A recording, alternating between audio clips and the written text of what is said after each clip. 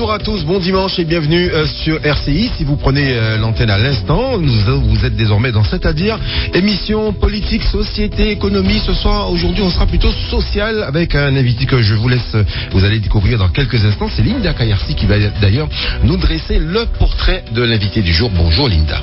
Bonjour Ronnie. Alors, qui est ce monsieur ? Alors, vous êtes un homme pugnace, pragmatique et discret, qui préserve scrupuleusement sa vie privée. Vous êtes né au mois de décembre et vous êtes âgé de 51 ans. Votre profession, chef de car, responsable d'équipe de conduite en centrale thermique à Bioma-le-Moule. En ce qui concerne votre enfance, aux côtés de vos frères et sœurs, elle fut superbe. Vous avez grandi en Guadeloupe et ailleurs, et par conséquent, vous avez fréquenté des établissements scolaires aussi bien en Guadeloupe qu'en dehors. En tout cas, vous avez fréquenté le lycée Bainbridge où vous avez été membre de la commission permanente, mais aussi président de la maison des lycéens. Depuis les années collège, vous avez toujours été très investi dans le militantisme. Excite la timidité, vous avez toujours eu une aisance à expliciter les choses. Vos camarades de classe ont observé chez vous votre capacité à défendre et à représenter les autres. Vous étiez toujours mis en avant et vous y avez pris goût.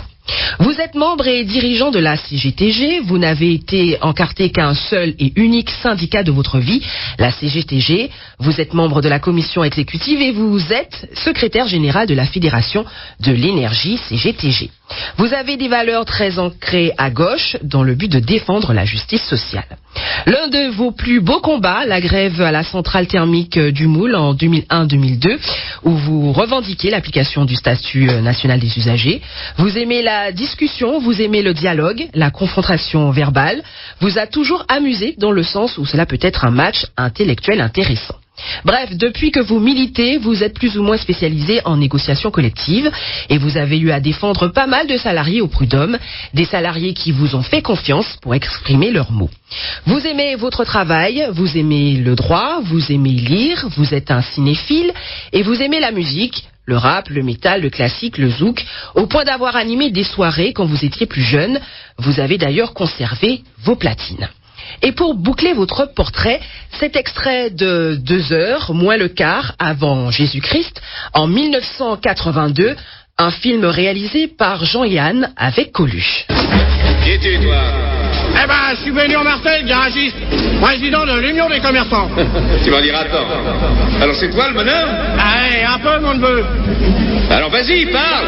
Ah, voilà, avant on était bien tranquille, mais depuis que César est au pouvoir, c'est le bordel. Alors, je vous le dis, moi, César, y'en a marre. Eh ben, qu'est-ce qu'il y a ? Pourquoi moi, là ? Et pourquoi pas les autres, alors ? T'es tout seul, connard. Ce film raconte l'histoire de Marcel Bénur, interprété par Coluche.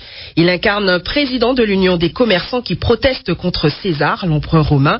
L'extrait que nous venons d'entendre est-il de l'humour de syndicaliste ? On va lui poser la question. Bonjour Dimi Télémac. Bonjour Monsieur Béral. Bonjour la Guadeloupe. Merci d'avoir accepté notre invitation ce dimanche. Question rituelle, est-ce que vous vous reconnaissez dans le portrait dressé par Linda ? C'est un beau portrait, oui. Je peux m'y reconnaître. Alors c'est quoi cet extrait ? Parlez-moi un peu de cet extrait. Oh, c'est un film qui m'a toujours bien amusé. 3h moins le quart avant Jésus-Christ. C'est un film que je regarde assez régulièrement.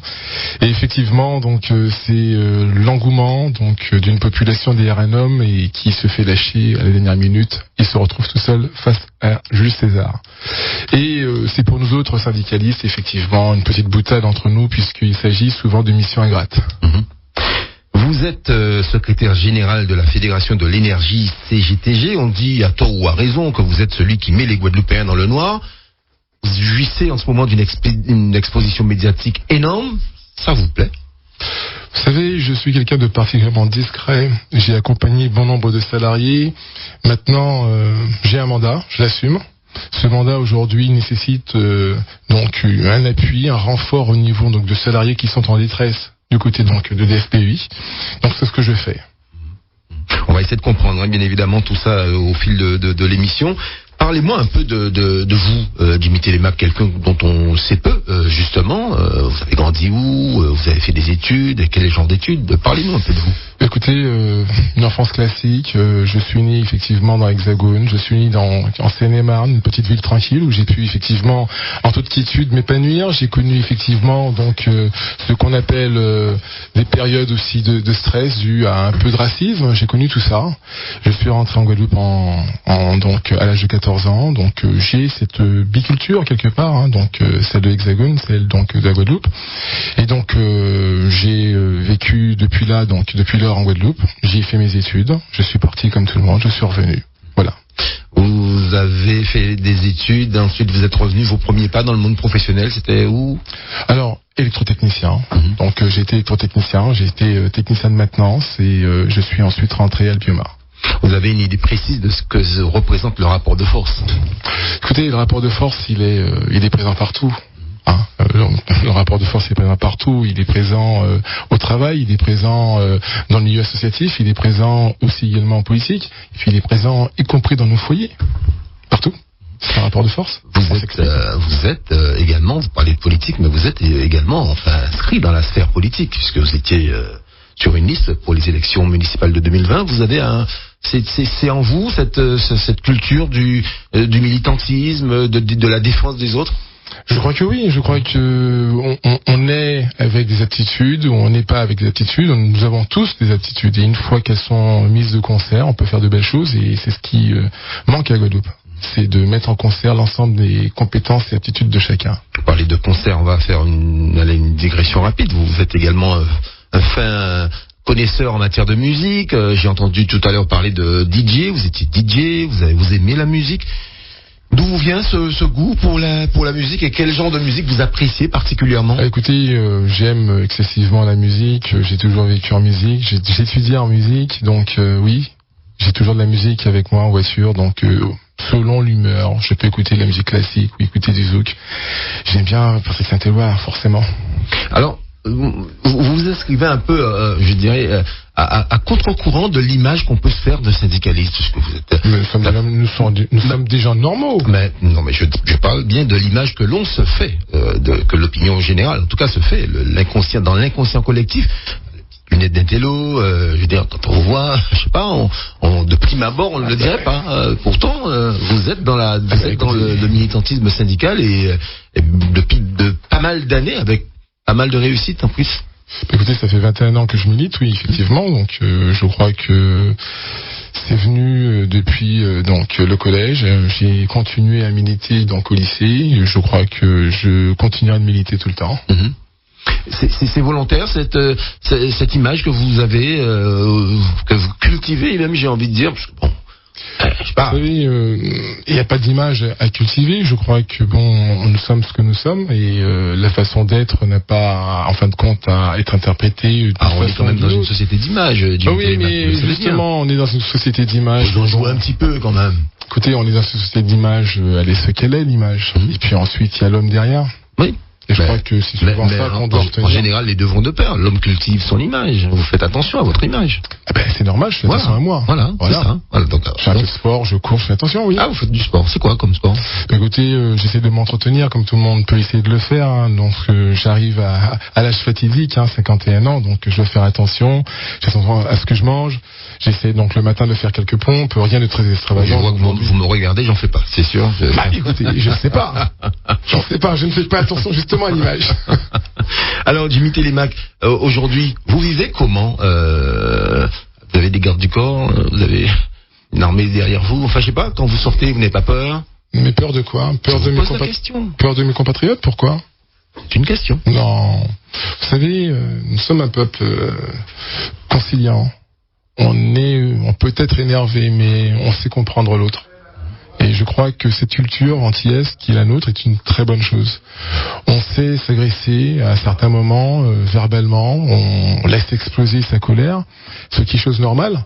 Et puis ensuite, on cherche à comprendre l'autre. Et c'est la conciliation qui est intéressante. Jimmy Télémac, vous cuisinez? Absolument pas. Ah! Vous laissez ça à madame? Écoutez, je ne cuisine pas, oui, c'est vrai, je ne cuisine pas. J'ai appris à faire des gâteaux, mais j'ai pas le temps d'en faire. Mais bon, je réserve ça à ma seconde vie après. Cette activité-là prend beaucoup de temps? Énormément. Énormément, vous savez, militer, c'est se tenir à jour, c'est faire des veilles sociales, c'est beaucoup lire, c'est beaucoup parler, c'est beaucoup convaincre, c'est donc beaucoup militer. Et donc oui, c'est une part très significative, effectivement, donc de ma journée de travail. Alors, on va déroger exceptionnellement au protocole de l'émission, qui veut que la première partie soit exclusivement réservée à la personnalité de l'invité. On a bien compris un peu, vous avez, avec le portrait de Linda et puis les quelques réponses que vous avez apportées, un peu qui vous êtes. J'accueille Jean-Claude Rode, qui habituellement vient en deuxième partie d'émission. Jean-Claude Rode, éditorialiste et directeur de publication du Progrès Social. Bonjour Jean-Claude.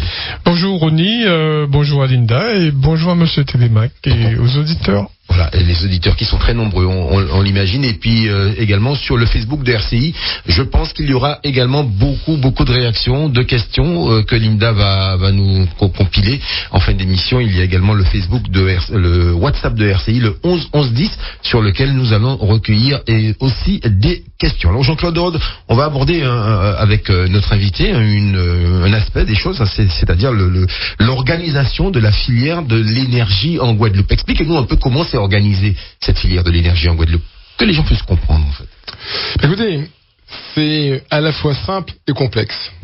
Nous avons en Guadeloupe donc un opérateur, un gestionnaire donc du réseau qui est EDF Archipel Guadeloupe. Et puis tout autour, vous avez donc des producteurs. Donc nous avons cette belle chose qu'on appelle la mixité énergétique. Nous avons des moyens de production très diversifiés sur le territoire.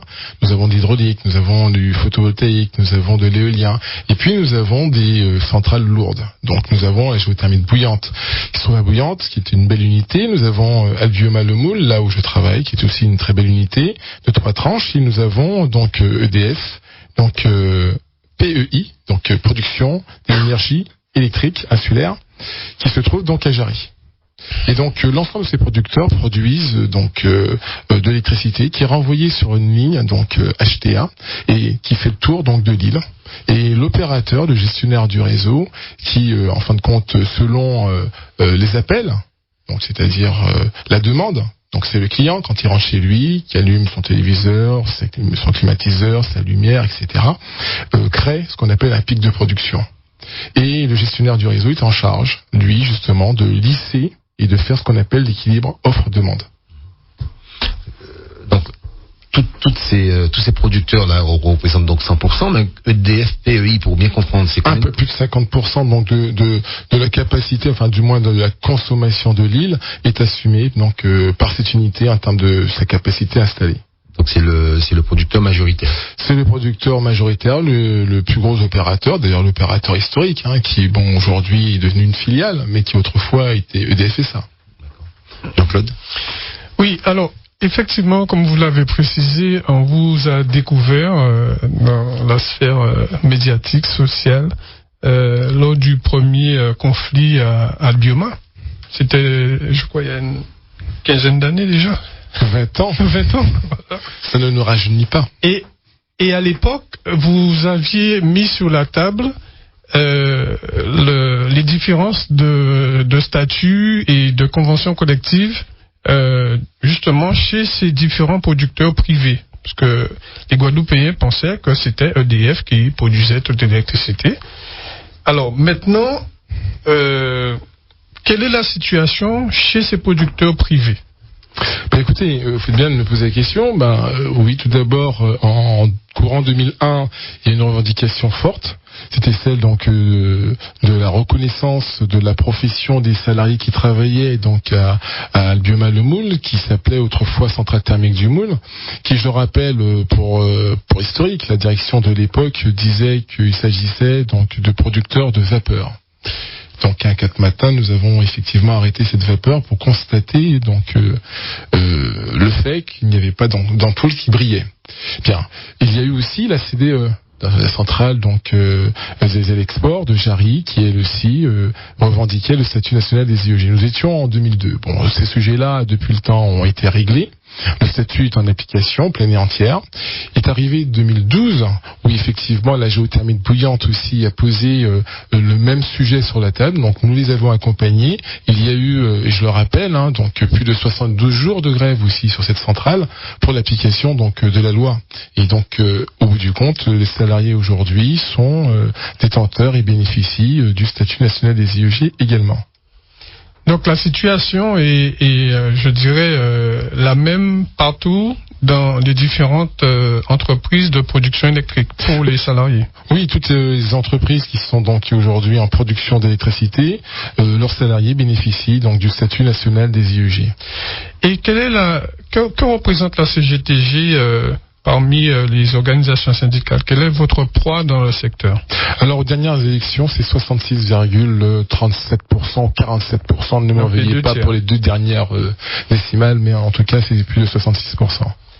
Alors, est-ce que vous considérez, vous, à PEI, vous avez expliqué tout à l'heure, qui est le producteur et filiale de EDF, est-ce que vous considérez que vous faites partie intégrante du groupe EDF? Est-ce que les salariés de PEI sont des salariés d'abord d'EDF? Oui, tout à fait. Aujourd'hui, les salariés donc de PEI sont des salariés qui appartiennent donc au groupe donc EDF SA. EDF PEI est une filiale 100% EDF SA.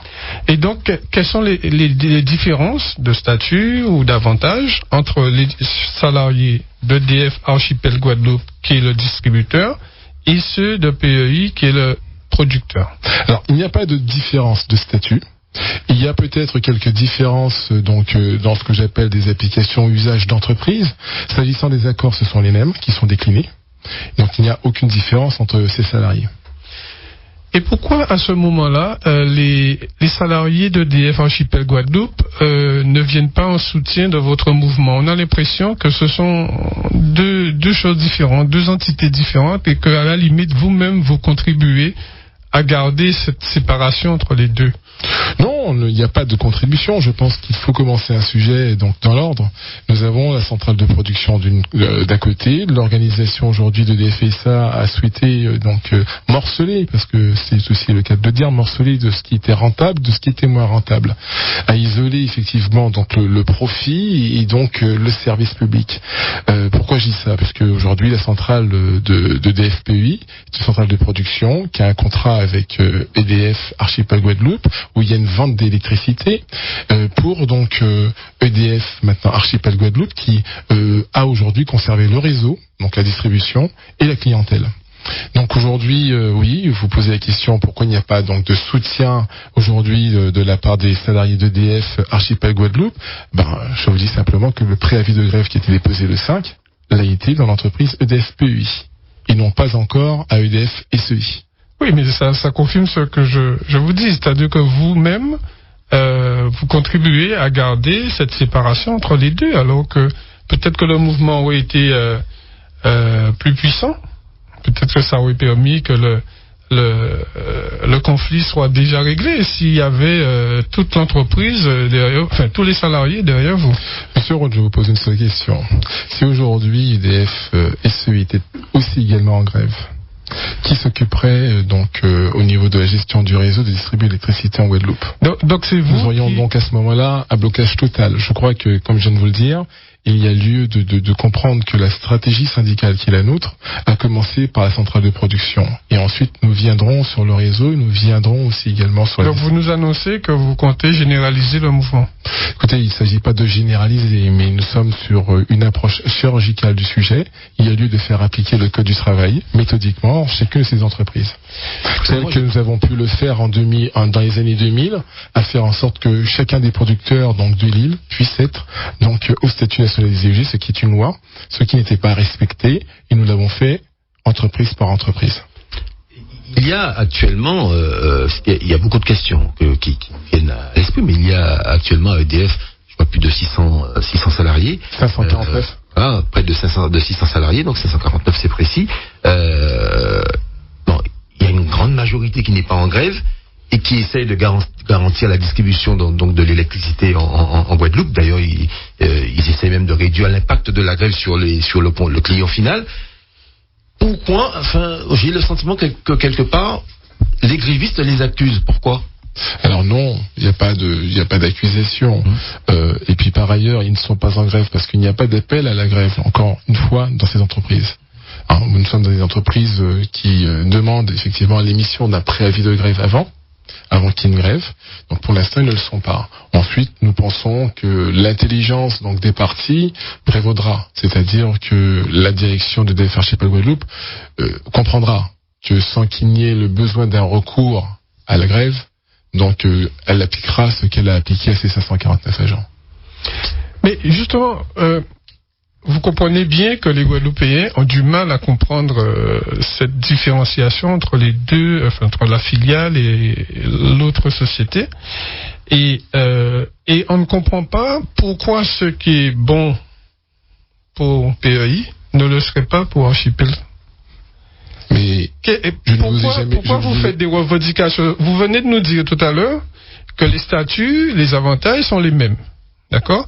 Alors pourquoi vous faites des revendications pour PEI et pas pour EDF Archipel Guadeloupe? Mais l'heure n'est pas encore arrivée déjà pour vous répondre, Monsieur Rode. Et puis ensuite, les revendications ne pourront pas être totalement les mêmes. Vous avez donc à EDF PEI des agents qui sont en cycle continu, qui travaillent en H24, qui font les 3-8. Ce que vous ne retrouvez pas à EDF Archipel Guadeloupe, d'une part. D'autre part, en totalité, non. Il y a quand même non. À Archipel Guadeloupe, il y a quand même un fonctionnement 24 heures sur 24. Ah bon? Où? À Saint-Martin, peut-être? Non, aussi à Bergevin. Non. Vous n'avez pas de personnes en 3-8 à Bergevin, sauf ceux qui sont en tant que à l'OCC et qui sont à l'organe de commande. Mais la quasi-totalité du personnel aujourd'hui donc de Bergevin travaille en horaire de jour. Vous avez des astreintes, et puis vous avez aussi également ceux qui sont donc à l'OCC. EDF PEI et EDF Archipel Guadeloupe, quels sont les statuts de ces deux? EDF, donc Archipel Guadeloupe, aujourd'hui est une entreprise publique, et EDF, donc PEI, est une entreprise privée, avec des statuts privés. Et qui appartient à 100% à une entreprise publique. Exactement. Parce que vous comprenez bien que pour l'immense partie des Guadeloupéens, c'est pas évident à faire cette distinction. Ah non, mais je comprends que ce soit pas évident, parce que ce sont des sujets, j'ai envie de dire, techniques, mais il faut bien comprendre une chose. L'entreprise a créé une filiale pour aller prétendre donc aux subventions. Chose qu'elle ne pouvait pas faire quand elle était entreprise publique. Il faut bien comprendre que c'est une stratégie d'empilement d'entreprise. Précisez ça justement. Vous savez, sur votre facture d'EDF, vous retournez donc au verso de votre facture, vous payez quelque chose qu'on appelle la CSPE, qui est la contribution du service public. La CSPE sert aux entreprises qui sont donc situées dans un territoire donc non interconnecté. Donc, nous y sommes. C'est géré par la CRE. Donc la CRE, qui est la commission donc de régulation de l'énergie, et qui vient donc au travers donc du prix d'achat d'électricité vient compenser et accompagner l'entreprise pour ses investissements installés. Et c'est répercuté dans le coût d'achat d'électricité, qui lie donc les deux opérateurs, c'est-à-dire d'une part le gestionnaire et d'autre part donc le producteur. Donc oui, effectivement, il y a une stratégie donc industrielle, financière d'EDF de créer une filiale. Mais cette filiale, elle est aussi concurrencée quelque part par les autres producteurs privés qui sont soit bioma ou soit géothermie bouillante. Oui, la loi de 2000 a mis en place effectivement une ouverture donc à la concurrence. Donc en termes de production d'électricité, donc nous sommes au Guadeloupe, nous sommes français, nous sommes européens, mais écoutez, il y a cette libre concurrence entre les entreprises. Et notre fédération dit simplement, peu importe ce challenge entre entreprises, ce qui est important, c'est que les salariés soient tous logés à la même enseigne. On va passer avec du côté de Linda, Linda qui va nous livrer donc le verdict de son vrai ou fake. Elle a quelques questions à vous poser, Jimmy Téléma, pour voir si parfait. Autre que l'aspect grève à EDF PEI, est-ce que vous suivez l'actualité de la Guadeloupe? Alors, du monde. La première question de ce vrai ou fake, l'Assemblée nationale a adopté à l'unanimité la création d'une commission d'enquête sur le coût de la vie en Outre-mer. Vrai ou fake? Vrai. L'avant-dernier volet de la saga d'action Fast and Furious 10 avec Vince Diesel sortira en salle au mois de mai prochain. Vrai ou fake? Je sèche là parce que je n'ai pas suivi l'actualité ces derniers temps, mais je crois que oui. Les personnels soignants suspendus réintégrés. Vrai ou fake? Pas encore malheureusement. Et enfin, les chiffres concernant l'eau d'une manière générale sont très préoccupants. À titre d'exemple, 72% des stations de traitement des eaux usées ne sont pas aux normes. Vrai ou fake? Nous sommes en Guadeloupe, malheureusement que c'est vrai. Merci Jimmy Télémac. Nous allons revenir dans quelques instants, d'ailleurs après les titres du Caraïbe 13h, pour la deuxième partie de C'est-à-dire, la seconde même partie de C'est-à-dire. Il sera donc question fortement de la grève à EDF PEI, beaucoup de questions d'auditeurs également. Enfin bon voilà, on va essayer d'éclairer le maximum la conscience des uns et des autres. Il est 11h54. Face à l'actu.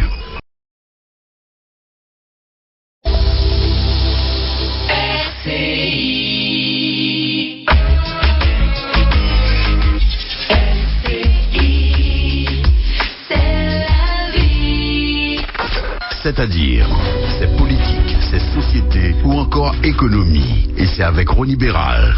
C'est sûr. 12h passées de 6 minutes, nous sommes dans la seconde partie de C'est-à-dire avec Jimmy Télémac, le secrétaire général de la Fédération de l'énergie CGTG. Il est en compagnie, enfin je suis accompagné aujourd'hui de Jean-Claude Rode, directeur de publication et éditorialiste du Progrès Social. Jimmy Télémac, vous avez déposé un préavis de 19 points, de revendication. Sur ces 19 points, 18 ont été réglés. On est d'accord? C'est ce que j'ai compris. En tout cas, vous étiez d'accord, vous êtes d'accord que 18 ont été réglés et vous êtes tombé d'accord sur 18. Pourquoi, première question, prendre en otage la population guadeloupéenne au un seul et unique point? Alors, tout d'abord, M. Béral, nous n'avons pas d'accord sur 18 points. Cette contre-vérité absolue est véhiculée donc de média en média par une direction de l'EDF dans une stratégie de communication, afin donc de précisément ne pas parler des 18 premiers points. Nous avons des points relatifs à la santé, conditions de travail donc dans ces entreprises qui ne sont pas conformes donc à ce que prévoit le Code du travail. Je pourrais illustrer effectivement quelques points. Alors, Monsieur Télémac, les 18 points ne sont pas réglés, mais elles ont fait l'objet de propositions que vous avez jugées satisfaisantes. Non plus. Voilà. Il faut pas que la direction qui le dit. Non. Faut bien comprendre une chose. Nous avons ce qu'on appelle des points de convergence. Je viens vous proposer de partir en vacances avec moi. Nous sommes d'accord, nous partons en vacances. Nous avons cette convergence de partir en vacances ensemble. Mais Monsieur Béra, si je ne vous dis pas que nous partons dans le sud ou que nous partons dans le nord, vous ne savez pas s'il vous faut prendre un caleçon de bain ou s'il vous faut prendre donc votre manteau. Et donc c'est là où nous avons une difficulté. Il ne faut pas confondre ce qu'on appelle une convergence de point de vue et un accord. Vous avez de propositions. Vous avez des propositions, voilà, elles sont recevables. Et puis ensuite, il va falloir rentrer dans les modalités de comment qu'on applique. À quel moment qu'on applique? Quelles sont les régularisations qui doivent intervenir? Parce que dans le cas d'espèce, nous parlons donc de non-application de dispositions. Donc, une fois que cette reconnaissance-là est acquise, vous avez derrière ce qu'on appelle les effets de bord.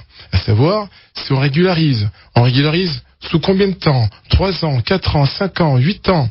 Puisque ça fait, pour cette entreprise-là, 8 ans que ça dure. Donc, toutes ces précisions sont pour l'instant manquantes. Il y a de part et d'autre de la part de la direction de l'EDF récemment, puisque ça fait plus donc de 15 jours que chaque Guadeloupéen entend qu'il y a un accord, que la direction de l'EDF PEI a proposé un accord. Ce n'est que mercredi dernier à 21h donc 53 que nous avons reçu de la part du SGAR, donc du secrétaire général de la préfecture, un document qui s'appelle projet de protocole d'accord. Donc je pense que ceux et celles qui font la différence entre un projet et un protocole comprennent qu'il n'est pas achevé. Alors oui, il y a des points donc de convergence. Donc pour être très précis, nous avons 7 points sur lesquels nous sommes en accord, tant sur la convergence de points, tant que sur le rédactionnel, sur les modalités. Nous sommes d'accord sur 7 points. Puis ensuite, le reste des points, ce sont des points où il y a des convergences, mais où les précisions ne sont pas encore actées.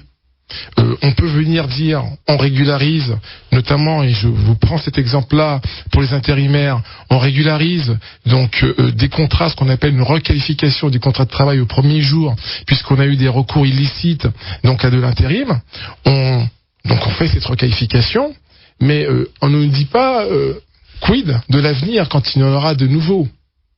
Voyez-vous, je crois que le temps où on nous faisait signer des documents sans précision est achevé. Et je crois qu'aujourd'hui, on doit savoir rentrer dans le détail. Ce sont des financiers. Lorsqu'ils viennent faire leur contrat, ils sont très assidus sur chaque mot, chaque terme. Et je crois qu'on ne peut pas galvauder un terme au profit d'un autre. S'il y a aujourd'hui donc des convergences de point de vue, il n'y a pas d'accord. Et l'accord se concrétisera par une signature donc au bas. Donc c'est d'accord.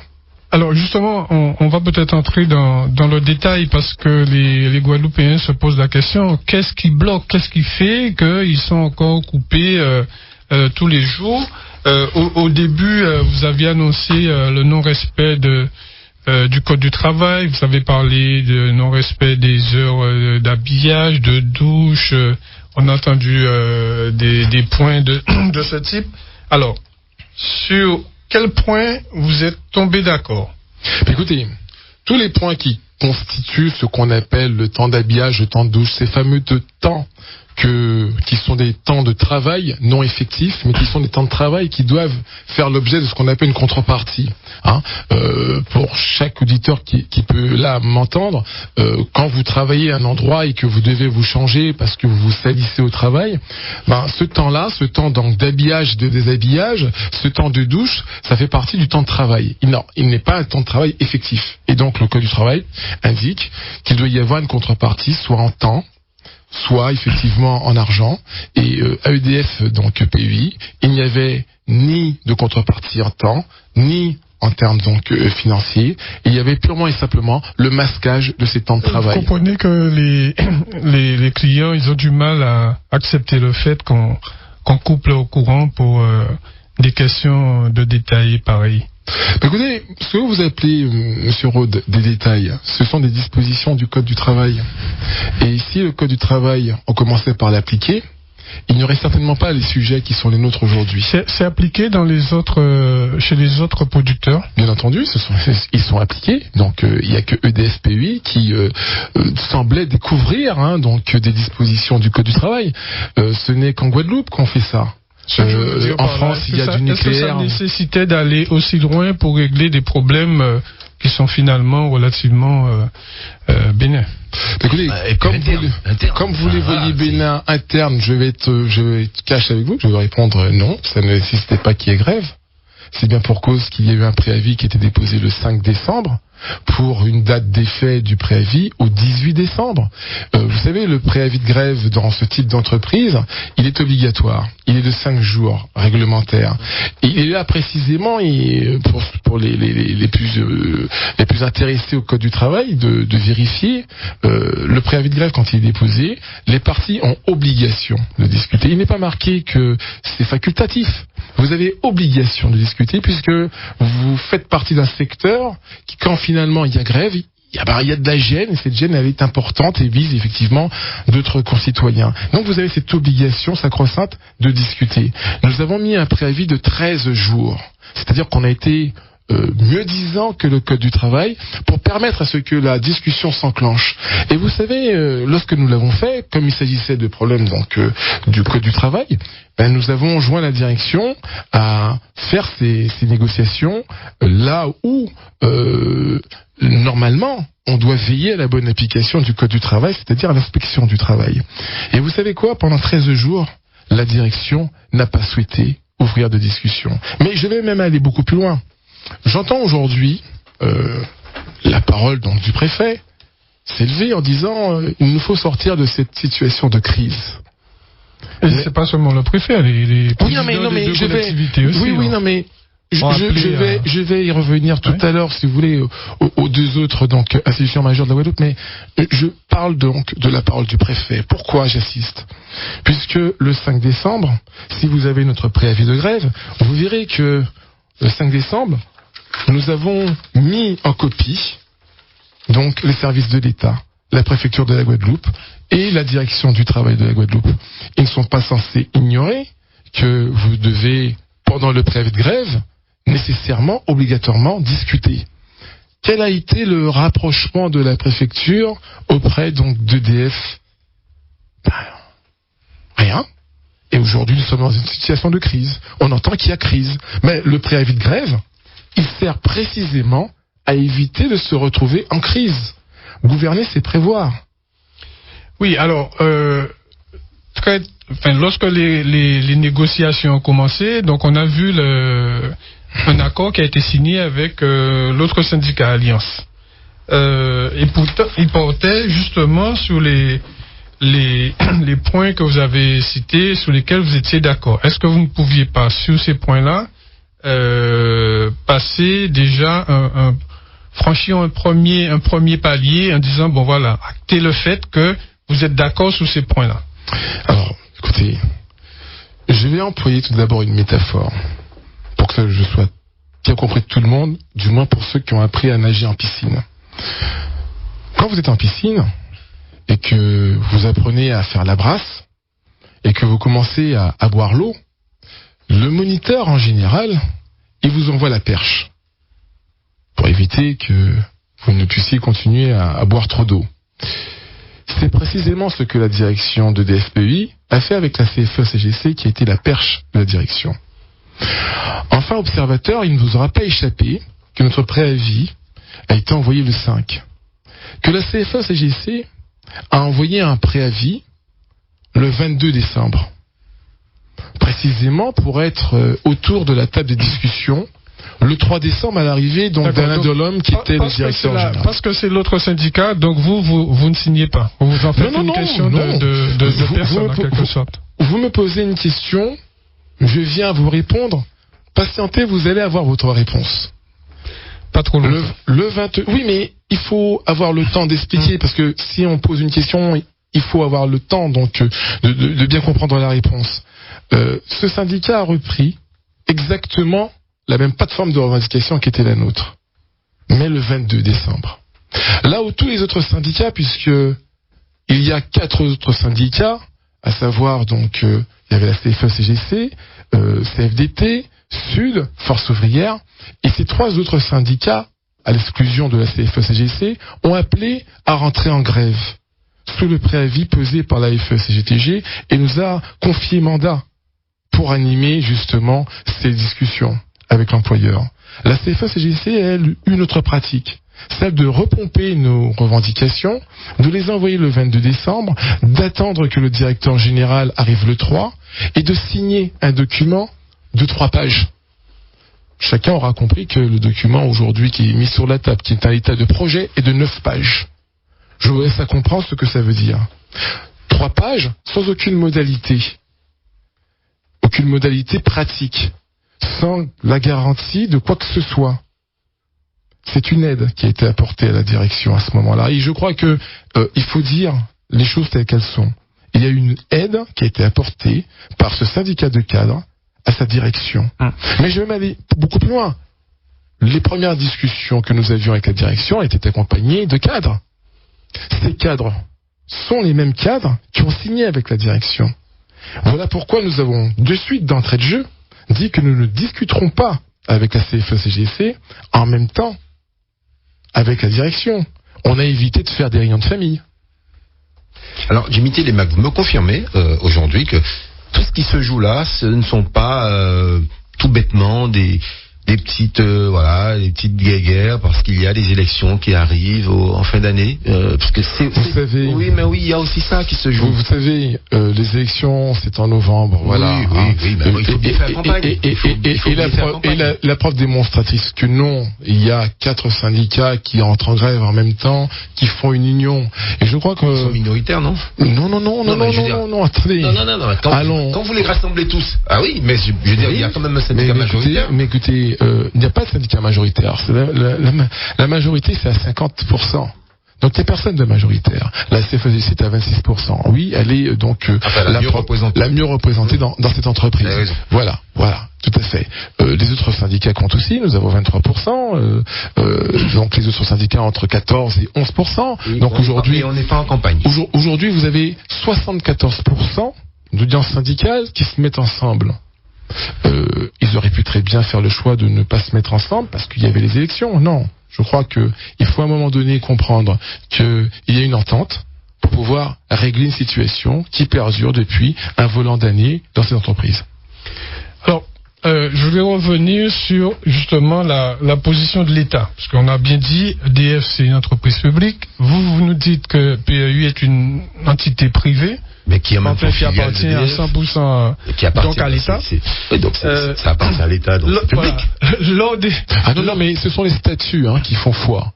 C'est une SAS, donc ce sont les statuts qui font foi. Alors, lors des négociations, on a bien vu à un certain moment que l'État est venu à la table des négociations par l'intermédiaire du SCA. Le nouveau préfet déclare que la quasi-totalité des points, comme le rappelait tout à l'heure Ronnie, il y a un projet d'accord, et ils disent même que le ministre des Outre-mer a fait une proposition financière d'une aide exceptionnelle pour compenser le dernier point qui serait pas acté. Alors, dites-nous ce que l'État vous a dit. Écoutez, précisément. Je crois que vous cernez très bien le sujet. Vous dites. Parce que oui, mais c'est très bien, c'est intéressant. L'État fait une proposition d'indemnisation.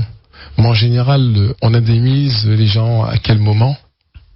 L'indemnisation est versée à un moment où il y a eu des dommages et intérêts qu'on vous devrait. Il y a eu un préjudice qui a été subi, donc on vient. On vous a donné un montant précis? Oui, il nous a donné un montant précis. Vous comprenez bien que ce n'est pas le moment pour moi d'en parler là, aujourd'hui, de façon très transparente, à l'antenne. Et vous n'avez pas accepté? Non, on n'accepte pas, oui, puisque aujourd'hui, soit ce montant est trop inférieur, ou soit ce n'est pas ce que nous avons demandé. Il faut comprendre une chose. Il y a eu des torts sur un volant d'année. Et ce qui est symptomatique sur une entreprise qui est privée, mais, comme vous venez de le signaler, à capital public, mais une entreprise privée, ce qui est symptomatique, c'est qu'aujourd'hui, nous avons une difficulté d'interlocuteur. Alors, soit c'est l'État qui discute avec nous, ou soit c'est le propriétaire des lieux qui discute avec nous. Nous le disons très clairement, et c'est ce que j'ai eu déjà à dire, monsieur le préfet, qui déclare que c'était à bon accord, c'est la première fois que j'entends un préfet de région dans un conflit. Donc ce n'est pas la première fois. Si, c'est la première fois. Il a autorité pour le faire, puisque c'est la première fois que j'entends. Non seulement c'est une entreprise publique, mais c'est surtout que les conséquences sur l'activité économique, sur la vie des gens, est notable. Donc c'est normal qu'il intervienne. Alors, je réinsiste à vous dire que c'est bien la première fois qu'un préfet de région vient dire que c'est un bon accord et qu'il faut le signer. Parce que c'est là où je voulais en venir avec vous. Cet accord, pour l'instant, n'a pas été finalisé en termes de négociation. Il n'appartient certainement pas donc à un médiateur, puisque voilà, il s'est donc inscrit en tant que médiateur, alors que pour l'instant c'était une facilitation. Donc nous avons appris un fait nouveau. Mais en tout cas, en tout état de cause, il n'appartient pas à un préfet de juger de la pertinence, donc de la qualité du document qui est soumis à une organisation syndicale qui reste souveraine, donc au sein de ses statuts, de sa décision. Et je finirai simplement par dire la chose suivante. Il est tout aussi également étonnant que cet accord ait été transmis par voie donc du SGAR et non pas donc de l'employeur. Alors Dimitri Lemac, qu'est-ce qui vous dérange? C'est le fait que ce soit l'État qui fasse Non, rien ne nous dérange. Vous savez, aujourd'hui, s'il y a quelque chose qui doit nous déranger, ce qui nous dérange, c'est que le Code du travail n'est pas appliqué dans cette entreprise. Ce qui nous dérange, c'est que ça fait 8 ans qu'elle est ouverte, cette entreprise, et que ça fait 8 ans qu'il n'y a aucun contrôle dans cette entreprise, donc de la part des services de l'État dédiés à cela. Nous rappelons qu'il s'agit d'un site Céveso, seuil haut, et aucun contrôle. Comme ça. Je crois que à un moment donné, il y a certaines questions qui doivent se poser, et les bonnes questions. Ce qui nous dérange, c'est que aujourd'hui, nous avons un préfet qui est pressant dans une situation que nous comprenons de crise, situation de crise qui est devenue crise parce que rien n'a été fait au préalable, ni pour contrôler l'entreprise, ni pour permettre effectivement aux salariés de jouir en fin de compte de ce que chaque Français donc de France possède, à savoir l'application du Code du travail. Ce qui nous dérange, c'est que aujourd'hui, indépendamment donc des sujets qui pèsent donc en Guadeloupe, énormément sociaux, nous n'entendons pas le préfet de région venir à dénoncer un délinquant. Parce que, Monsieur Béral, quand vous ne respectez pas le Code du travail, vous ne respectez pas donc la réglementation, notamment en matière de durée maximale de temps de travail, vous faites des délits. Et quand vous faites des délits, vous êtes un délinquant. Et aujourd'hui, je trouve bizarre que les services de l'État sont plus pressés à nous faire signer un document que d'aller faire appliquer le Code du travail dans cette entreprise. Donc vous, ce que vous souhaitez en fait, c'est que le document qui serait signé soit au préalable négocié en vis-à-vis, en présentiel avec la direction d'EDF. Mais écoutez, je crois que pour tous ceux qui regardent comment ça se passe quand il y a un conflit... Et précisez-nous, est-ce que c'est avec la direction de PEI en Guadeloupe ou la direction générale? Écoutez, la direction donc de PEI est organisée de telle sorte qu'il y a effectivement un directeur de centrale qui laisse sa marge donc de décision très infime. Nous avons pu tous le constater. Je crois qu'aujourd'hui, il faut être sérieux dans ce qu'on se dit là. Les Guadeloupéens écoutent. Et je crois qu'on ne peut pas laisser à comprendre que des documents se signent sur le coin d'une table comme ça, là, qui va vite. Non, personne ne fait ça. Je crois que il faut que ce document, et qui est important, qui a généré aujourd'hui un fort impact régional, connaisse des négociations sérieuses avec des personnes physiques, parce que quand ces personnes viennent discuter de leur allègement, de leurs subventions, etc., elles se déplacent. Elles font pas ça par visioconférence. Limitez les mains, j'entends bien tout ce que vous dites, mais très honnêtement, est-ce que vous pensez que la solution, c'est de prendre quand même ces Guadeloupéens qui ont mis le genou à terre pendant 2 ans, ces chefs d'entreprise qui ont fait des crises d'angoisse, des crises, j'ose même pas imaginer, mais qui ont beaucoup souffert de la crise Covid, qui ont du mal à se relever, qui se relèvent à peine, et là on les replonge, ils perdent leur matériel, etc. Vous dites que c'est pour une question de conditions de travail. Je veux bien l'entendre, mais il y a aussi des questions d'argent qu'on peut régler. Je veux dire, EDF par exemple, les salariés d'EDF vont être augmentés de 10%. Non, mais je finis. Il y a des choses qui sont faites. Vous êtes dans une négociation. Si celui qui est en face de vous fait un pas vers vous, vous devez aussi, à un moment donné, vous résoudre à aussi faire un pas en avant. Je veux dire, négociation, c'est pas chacun campe sur ses positions. C'est bien que chacun, on ne fait pas de compromission, mais il faut bien qu'on arrive au moins à donner un compromis. Pour arriver au compromis, il faut que chacun fasse un pas. Si vous restez là, et que eux ils essaient de faire un pas, ou que eux ils restent là et que vous essayez de faire un pas, ça va jamais avancer. Donc à un moment donné, il faut bien débloquer la situation, puisque il y a en face de vous des gens qui souffrent. Il faut l'entendre. Il y a des gens qui souffrent. Alors vous dites plusieurs choses dans votre propos. Oui, plusieurs choses. Donc répondez-moi sur toutes ces choses-là. Et je vais vous répondre sur chacune de ces choses-là, ou du moins tâcher. Vous parlez de prise en otage. Personne n'est pris en otage par les salariés qui sont en grève. Je crois qu'à un moment donné, il ne faut pas jouer sur les mots. Non, je ne joue aucunement sur les mots. Il n'y a pas de prise en otage par les salariés qui sont en grève. Quand un restaurant fait 140 couverts par jour et que 2 jours durant il fait 0, vous pensez que c'est pas une prise en otage? Il n'y a aucun gréviste qui prenne en otage donc la population de la Guadeloupe. Donc c'est de la faute de la direction. Il y a par contre en revanche une stratégie donc de DFPEI à faire pourrir donc cette grève pour engendrer ce qu'on appelle derrière un renforcement donc des masses. C'est une technique patronale vieille donc des années 50 qui consiste à laisser pourrir une grève et puis faire en sorte que la verdict donc populaire s'abatte sur ceux qui font la grève. On va pas tomber dans ce panneau-là. Je crois qu'à un moment donné, il faut regarder les choses en face.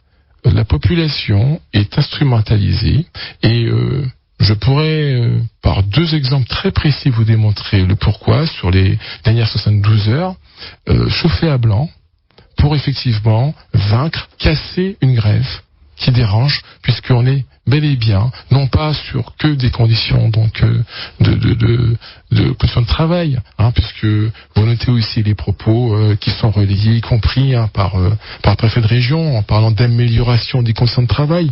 On est sur l'application du Code du travail. Et quand on nous applique le Code du travail, on entend un préfet de région dire qu'il s'agit d'amélioration des conditions de travail. Donc moi j'aurais juste une question. C'est quoi la norme en Guadeloupe finalement ? Si quand on applique le Code du travail, c'est une amélioration des conditions de travail, ça signifierait que pour nous autres en Guadeloupe, le Code du travail, c'est du superflu. Non, Monsieur Béral, je crois qu'à un moment donné, il faut garder les choses en face. Nous avons une direction d'EDF avec ses communicants, ses avocats, on décide une stratégie. Et cette stratégie, c'est donc d'agacer la population face à des salariés qui demandent l'application du Code du travail, encore une fois de plus. Oui, alors personne ne peut se réjouir. Il y a quand même quelque chose. Je souhaiterais finir de répondre à M. Béral, parce que un certain nombre de choses m'ont été dites là, et je crois que je dois précisément répondre à chacun des points. Vous savez, aujourd'hui, personne ne peut se réjouir de la situation. Mais cette situation-là n'a pas été provoquée par les salariés donc de DFPI. Elle a été provoquée par un patron qui ne respecte pas le Code du travail. J'aurais eu votre patron en face, il aurait dit la même chose. Des services. Non, Monsieur Béral. À ceci près, le Code du travail, c'est pas nous qui l'avons écrit. À ceci près, le Code du travail, c'est pas nous qui le respectons pas. À ceci près que les salariés ont toujours fait leur travail dans cette centrale, matin, midi et soir, du 1er janvier au 31 décembre. Alors, le Code du travail, c'est une affaire juridique, alors allez vers un tribunal. Mais écoutez-moi, monsieur Béral, là encore, il y a le choix des organisations syndicales de décider. Je crois que on a été au tribunal pour la chlordécone.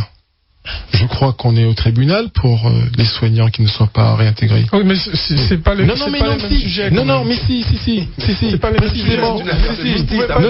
C'est précisément ces mêmes sujets. Je crois que les salariés de DFPI sont les plus malheureux en Guadeloupe pour arriver au point de couper l'électricité aux gens. Surtout que ce sont les plus démunis qui souffrent le plus. Monsieur Rode, vous allez quand même parce que vous parlez du Code du travail. Mais les gens qui nous écoutent, ils se disent, mais de quoi ils parlent précisément? Pourquoi ils nous coupent l'électricité? Le Code du travail, c'est quoi pour vous? Qu'est-ce qu'il fait?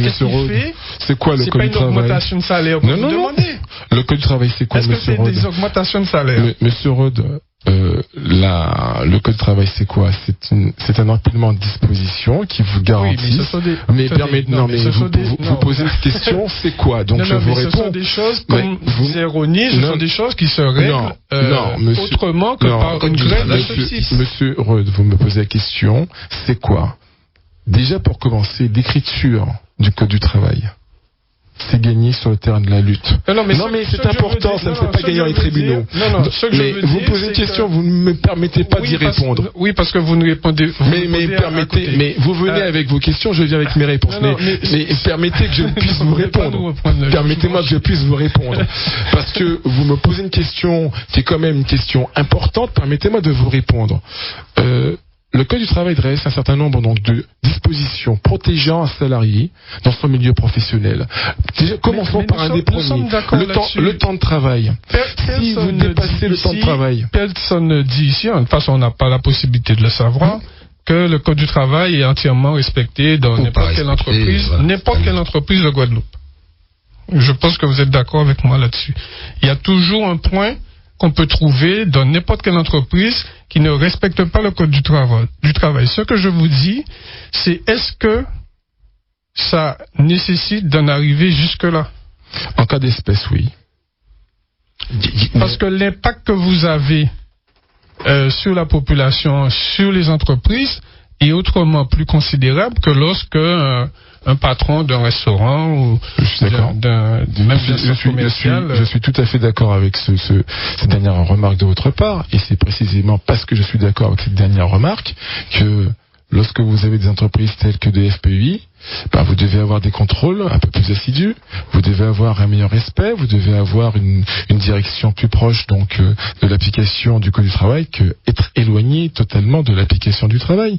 Je pense que quand vous êtes dans ce type d'entreprise et que vous recevez un préavis de grève, vous n'attendez pas qu'il y ait grève pour commencer à vous asseoir autour de la table. Je pense que effectivement, vous avez entièrement raison. Cette entreprise n'aurait pas dû se retrouver en grève si effectivement les conditions qui sont prévues par le Code du travail, par la convention collective, par le statut, et puis si telles n'étaient pas respectées, tel n'était pas le cas, l'inspection du travail aurait joué son rôle. Monsieur Télémac, vous savez, vos propos, je pense que les Guadeloupéens comprennent. Mais honnêtement, moi, pour faire cette émission, je suis passé un peu partout. Les gens me disent, pas qu'à comprendre. Mais c'est pas travailler avec EDF, il a travaillé à Moule, il a touché plus de 100 000 euros par an, il a privé nous, toutes ces mounas qui a goumé là, qui a touché 10% des salaires en plus, et il a privé la majorité des Guadeloupéens, des petits Guadeloupéens malheureux, 80%, des cibres lignes au bizarre. Qu'est-ce que vous leur dites à ces gens-là? Alors déjà, je leur dis que je ne suis pas encore à 100 000 euros. Je dis pas encore, ça viendra peut-être un jour, pas encore. Mais pas loin. Voilà, mais bon, j'y suis pas encore. Et j'ai pas dit. Bon, c'est quand même complètement une ineptie. J'ai un peu. On n'est pas loin. Écoutez, voilà. Et je crois que les salariés donc de DFPUI qui vont être augmentés de 10% dans le cadre donc d'un plan national donc répondant à l'inflation, là où il y a eu des gels de salaire pendant pléthore d'années, où ils n'ont eu que 9% d'augmentation entre 2017 et 2022. J'ai pas dit que c'est pas normal. Non mais je vous réponds parce que vous savez, on peut envoyer des chiffres comme ça et puis après il faut les poser sur la table, il faut les mettre dans leur contexte. Enfin, en réalité, et aujourd'hui, en bas à droite, il y aura bien marqué. Et aujourd'hui, je peux vous dire que les salariés qui ont 30 ans, qui se sont couchés sur des moteurs, qui ont vidangé des moteurs chauds pour pouvoir électrifier la Guadeloupe correctement depuis Jarry-Nord jusqu'à aujourd'hui, et qui ont 35 ans de boîte, vont partir avec 1800 euros donc de retraite. Ça, je peux vous dire ça. À quel âge? Pardon? À quel âge? À 61 ans. Ça, je peux vous dire ça à l'antenne. Voyez-vous? Donc, je crois qu'à un moment donné, il faut savoir poser les choses dans leur contexte. Quand vous avez une direction qui vous dit, oui, ils gagnent très bien leur vie parce que elle est en train d'additionner les heures supplémentaires, toutes les primes, les indemnités, c'est facile de faire ça. Nous, ce qui nous intéresse, c'est le reste à vivre. C'est-à-dire quand vous partez à la retraite, que vous puissiez partir sur vos deux pieds. Et c'est pas le cas. Oui, c'est pas le cas pour certains des salariés. Pour certains salariés, certains employés des communes, qui partent avec 600 euros et qui n'ont pas d'électricité, qui ont fait leurs courses et qui ne peuvent pas les mettre au frais. Mais vous avez raison, mais encore une fois, Monsieur Béral. C'est à ces gens-là que vous parlez, Monsieur Béral, une grève dérange. Non mais attendez, mais je vous demande, non mais ce serait parce qu'elles ne comprennent pas ces personnes-là. Je suis en train d'expliquer les origines donc du conflit. Après, vous me demandez de justifier les conséquences. Mais notez que je suis là devant vous, le seul à le faire. Le directeur de l'EDF qui a mis ces circonstances-là, il n'est pas là en ce moment. Mais c'est pourtant eux qui engrangent 331 millions de bénéfices. Et ils sont pas là pour expliquer le désordre qui se passe en Guadeloupe. Sauf à dire, ah oui, mais j'ai mes salariés qui font grève, je comprends pas. Mais qu'est-ce qu'il ne comprend pas? Qui ne respecte pas le Code du travail? Qui dépasse la durée maximale de temps de travail? Il ne comprend pas que ça rend ces conditions de travail, donc des situations qui altèrent à la santé des salariés. Je venais de vous le dire un instant, nous souhaitons que les salariés puissent partir sur leurs deux pieds. Il faut savoir qu'en 2022, 2 salariés se sont vus amputés d'une jambe parce qu'ils ont développé du diabète. Alors la direction de l'EDF dit, bah oui, mais bon, c'est pas directement lié. Bon, nous ne sommes pas médecins. Nous observons simplement qu'au service continu, qui pratique 46 heures de moyenne à l'année, alors que l'ordonnance de 82 est très claire, pour le service posté, vous ne devez pas dépasser 35 heures moyennées à l'année. C'est une limitation de travail posée pour protéger la santé des salariés. Alors, il dépasse. Et nous observons que dans ce service-là, vous avez 30% des salariés qui développent des formes de diabète. Alors, pour ceux qui m'écoutent, qui sont des diététiciens ou qui sont médecins, l'espérance de vie pour ce type de salariés qui travaillent entre 8, c'est moins 9 ans. Alors, on fait quoi, Monsieur Béral? On continue à travailler dans ces conditions-là, on ne dit rien, et puis ensuite, quand les premiers morts vont arriver, et puis plusieurs années après, on commencera à regarder, la première des choses que nous diront nos compatriotes, ces syndicats-là, t'es qu'à fait. Donc, dans ce qui vous a été envoyé, dans les propositions que vous avez reçues, ou la proposition globale que vous avez reçue, il n'y a rien qui a trait aux conditions de travail. Si, c'est le premier article, voyez-vous. Imaginez-vous le premier article d'un projet donc, de protocole de fin de grève qui nous est proposé et le respect de la durée maximale du temps de travail. Imaginez-vous. C'est-à-dire que on est revenu 175 ans en arrière. Aujourd'hui, il faut se battre pour faire savoir que nous sommes effectivement des hommes et qu'il y a une limite à ne pas dépasser, qu'elle a été prévue par des textes pour protéger la santé, mais dis-nous, nos costauds. Pourquoi le délégué syndical, justement, de DFPEI a refusé de discuter préalablement avec la direction sans votre présence à vous? Mais écoutez, il n'y a pas que ça qui a été mis sur la table et qui a fait l'office de refus de la direction. Et je vais même prendre un refus de la direction. Si, refus de la direction. Le délégué syndical a refusé. Non,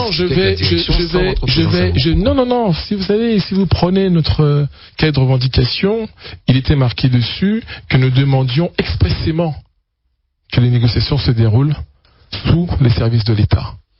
Donc c'est un refus de la part de la direction. C'est un cinéma de dire à un délégué syndical monte à mon bureau, on va commencer à regarder la chose. Ça fait 8 ans que ça tourne à l'intérieur, ça fait 8 ans qu'il est informé des quelques sujets. Il y a plus de 4 ans que notre fédération a demandé à cette direction de changer l'organisation du temps de travail, précisément parce qu'elle ne respectait pas la loi. Nenni. Donc on a une direction qui est restée très longtemps dans le déni. Aujourd'hui on a dit à cette direction, on va à l'inspection du travail. Maintenant sur ma présence, parce que je sais que ça fait parler beaucoup, couler d'encre, je suis secrétaire général d'une fédération. Nous y avons des adhérents. Il est tout à fait normal que nous puissions aller aider nos adhérents. Si on ne le faisait pas, ça veut dire que nos mandats ne serviraient à rien. Ça signifierait qu'on vote pour nous, on a le mandat, on se drape d'un mandat, on est bien content, et puis on virevolte. Non, c'est pas comme ça que ça fonctionne. Je crois que nous sommes aujourd'hui investis de certains mandats. Ces mandats-là font que nous devons assumer auprès donc de nos adhérents une présence physique, une présence juridique, et c'est ça que je fais auprès donc de ces salariés. Mais écoutez, la direction qui dit mais je ne suis pas d'entreprise. Mais devinez quoi, monsieur Béral, lors des réunions, la direction de l'entreprise vient avec 2 avocats parisiens du barreau de Paris. Elle vient avec une juriste donc du groupe EDF. Ils ne sont pas d'entreprise. Et là j'entends personne. C'est quand même un peu au moins bizarre. Donc ça veut dire que eux, ils auraient droit à avoir des conseils extérieurs et les salariés seraient démunis. Vous savez, un salarié, il vient pour travailler, il n'est pas tous les 4 matins dans son code du travail. Donc il a besoin de renfort. Et puis je crois que quand vous êtes sur un match de foot France-Brésil, on choisit pas le numéro 10 en face. Hein. Est-ce que, à vous écouter, on a l'impression qu'il y a un malaise dans les relations que vous avez, que les salariés ont avec leur direction. On peut même penser qu'il y a une forme de mépris. Est-ce que vous demandez la tête du directeur local? Écoutez, on n'est absolument pas dans ce jeu de chasse à l'homme qui souvent nous est mis un peu en avant, qu'on agite un peu pour ne pas répondre aux vraies questions. Les vraies questions, c'est pas de savoir qui est directeur ou pas. On ne fixe d'ailleurs pas les délégations patronales. On se soucie peu de savoir qui vient autour de la table. Notre importance, c'est donc l'important pour nous, c'est d'avoir une personne qui ait le mandat pour pouvoir discuter, appliquer ce qui doit être appliqué, et puis ensuite derrière réparer ce qui doit être réparé et indemniser ce qui doit être indemnisé. Oui, la question de savoir qui est directeur, non, on laisse ça justement pour la direction qui cherche effectivement à se dire un tel ne devrait pas être autour de la table, un tel ne devrait pas, non. Alors quand vous dites que vous n'avez pas besoin de la présence de l'État et que vous exigez de négocier avec, vous venez de nous dire que la position du préfet, il prend parti. Donc s'il prend parti, il ne doit pas être.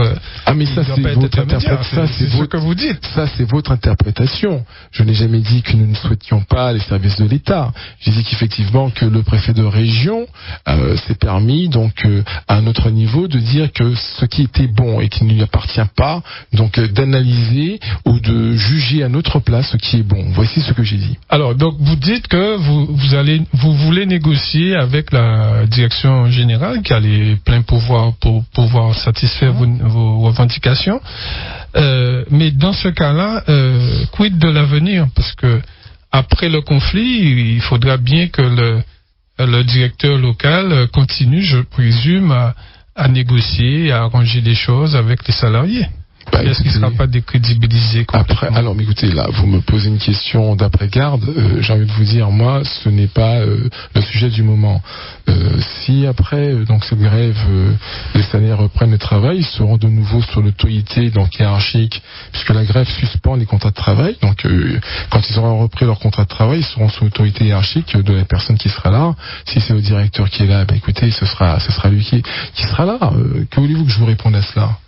La grève suspend le contrat de travail. En fait, je veux dire, si les personnes qui sont actuellement grévistes sont déjà dans des situations compliquées, qui vont partir avec une retraite une petite retraite, si on les prive encore des salaires, compliqué, hein? Oui, mais alors, je vais attirer votre attention sur un point juridique très précis.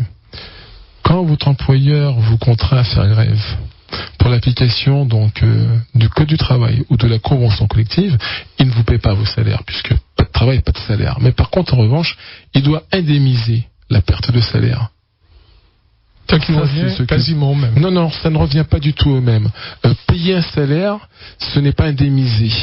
L'indemnisation, ça veut dire que c'est une réparation. Pas de travail, pas de salaire, on ne paie pas des jours de grève. Mais par contre, on les indemnise. C'est pour ça que, depuis le départ, je dis bien, les termes sont importants. C'est une obligation. La Cour de cassation l'affirme comme étant une obligation. On va peut-être venir à la conclusion de ce conflit. Vous avez donc reçu un projet. Vous nous avez dit que vous avez reçu un projet. Vous allez donner réponse quand? C'est déjà fait. C'est déjà fait. Et oui, nous avons passé une nuit blanche. Donc, qu'est-ce que vous avez acté? Qu'est-ce que vous avez accepté? Et le point ou les points sur lesquels vous n'êtes pas d'accord? Non, il n'y a pas de désaccord. Nous avons renforcé donc certaines rédactions qui nous avaient été envoyées, qui étaient donc imprécises, comme je le disais tout à l'heure. Nous avons rajouté donc des modalités, notamment pratiques, cranté effectivement certaines choses, et puis il va rester la question de l'indemnisation. Parce que là aussi, c'est comme tout. Vous parlez de l'indemnisation des jours de grève.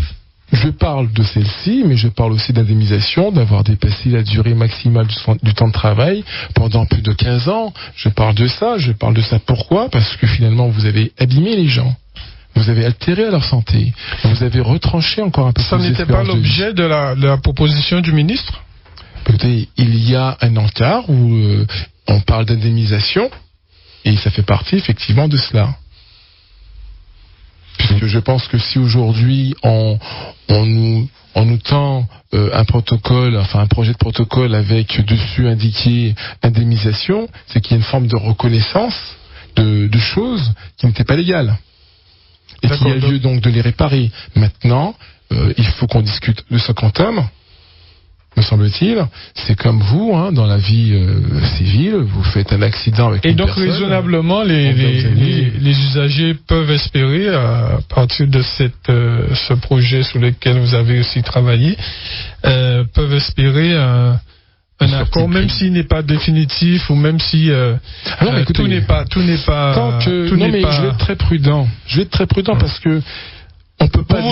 Vous souhaitez arrêter lorsque vous aurez obtenu la totalité de vos revendications. La grève s'arrêtera quand il y aura un accord. Je le répète, le 25 janvier dernier, nous étions à l'inspection du travail. Je me suis exprimé d'ailleurs au micro de Jérémy Lozio en disant que nous sommes à l'inspection du travail et que nous recherchons un accord pour finaliser cette nuit. À 22h, la délégation patronale nous a répondu qu'elle était fatiguée et rendez-vous à vendredi et elle viendra nous porter quelques réponses avec précision des demandes que nous portions puisque nous étions en train de débattre de certains points, notamment le point de l'intérim.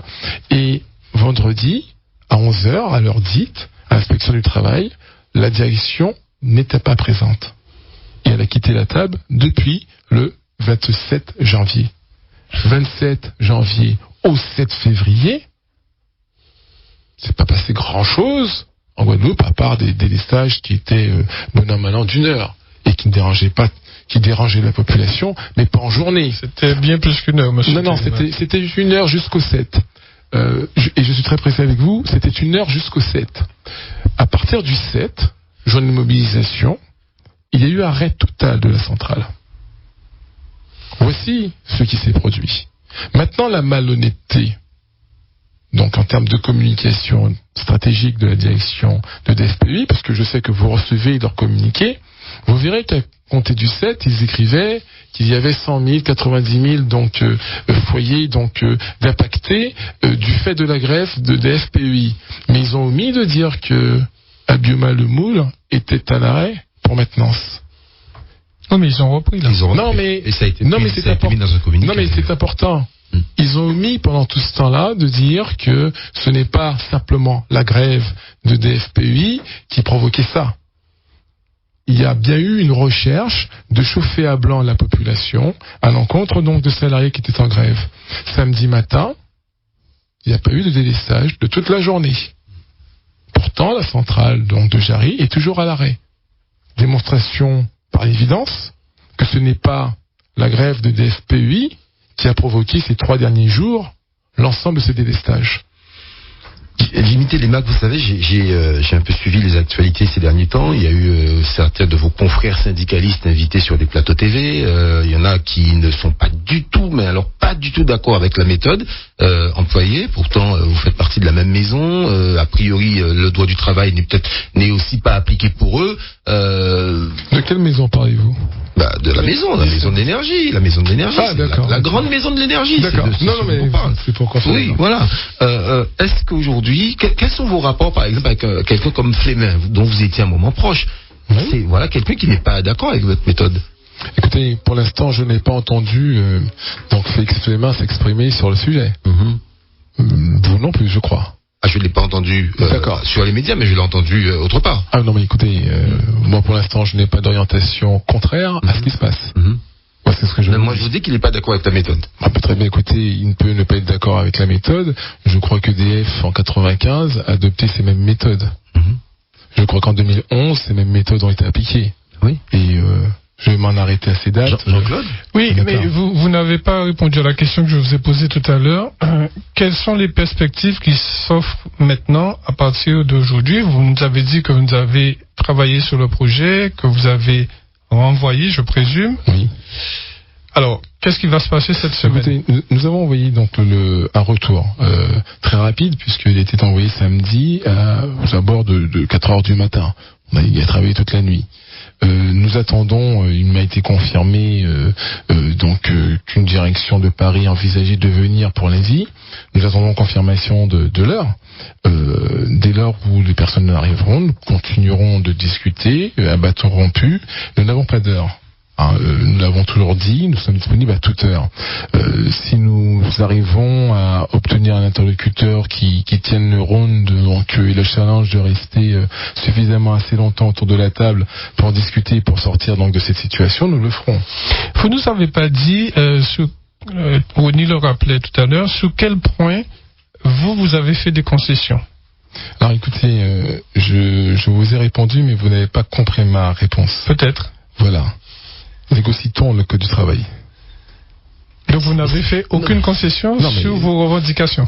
Si, il y a eu des concessions qui ont été faites sur ce qu'on appelle la partie rétroactive. Ça fait 10 ans que ça dure. Bon, on s'est arrêté à 5 ans de rétroactivité. oui, ce sont des concessions sur cela qu'on peut faire. On peut faire des concessions sur les modalités et le temps que vous allez prendre à régulariser financièrement la situation donc des salariés à qui vous devez de l'argent, hein, parce que faut pas qu'on perde donc le sens de la boussole. Il faut que l'église reste au centre du village.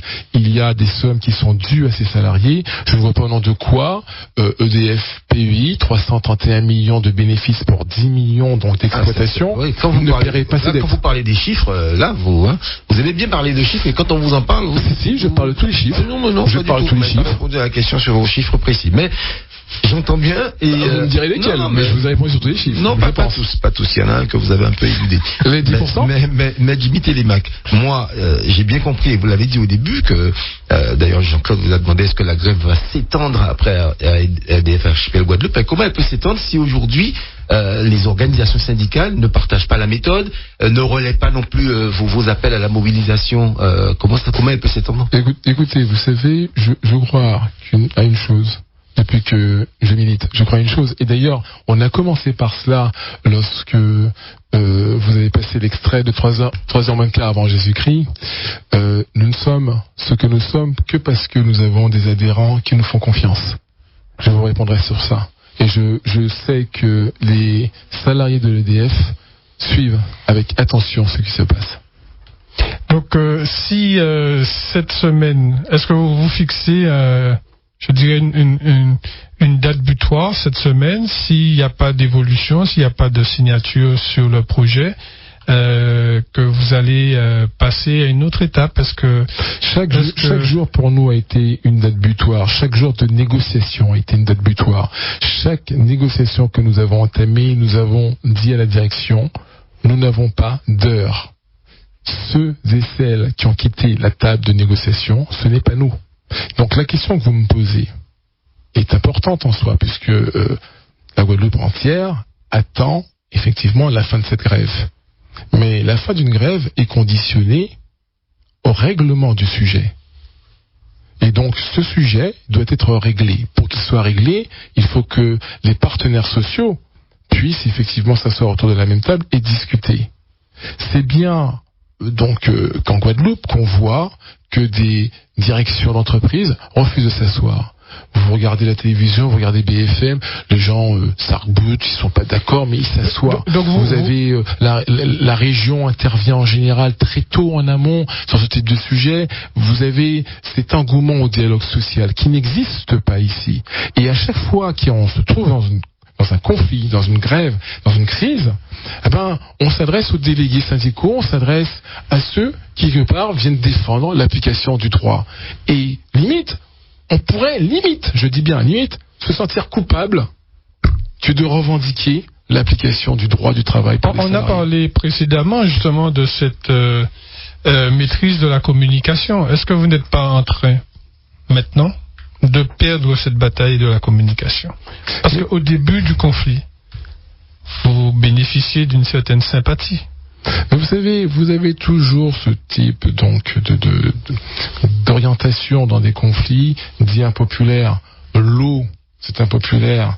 Vous savez, j'ai accompagné nos camarades de la Générale des Eaux quand ils faisaient grève pour qu'on puisse changer les canalisations parce qu'ils intervenaient et on les envoyait donc scier la canalisation sur 1 mètre et non pas changer le tronçon de 6 mètres. Ils ont fait grève pour ça. Et quand ils faisaient grève pour ça, les compatriotes disaient c'est moulin qui a fait mouchi. Aujourd'hui, plusieurs années après la disparition de la Générale des Eaux, on voit l'état.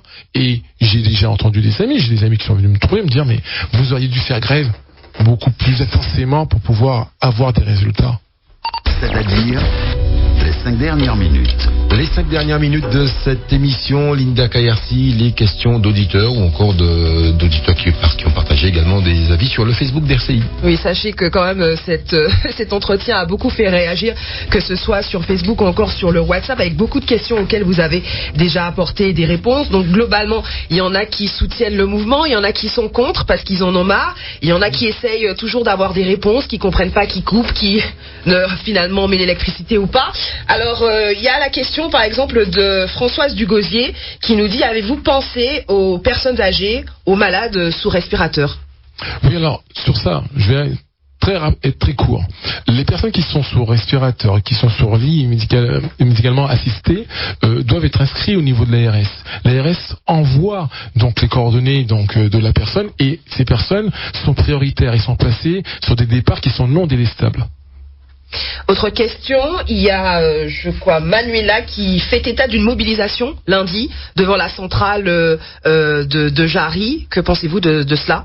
Écoutez, je ne peux que décourager les gens à venir manifester au devant de salariés qui manifestent eux-mêmes pour leurs droits. Je crois qu'à un moment donné, chacun doit garder son calme, là où il se trouve, que ce soit d'ailleurs devant cette centrale ou voire même à Bergevin auprès des salariés de Bergevin qui font leur travail.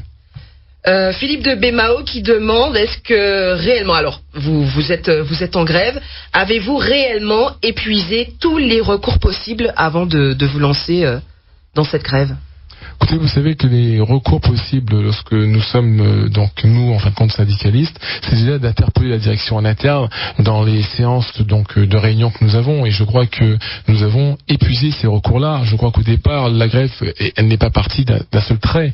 Il y a eu des coups de semonce. Je pense aujourd'hui très concrètement que la direction de l'EDF doit aujourd'hui assumer ses responsabilités et obligations en venant négocier, et non pas en se réfugiant à Paris en attendant que les uns et les autres se battent ici. C'est tout pour Linda ?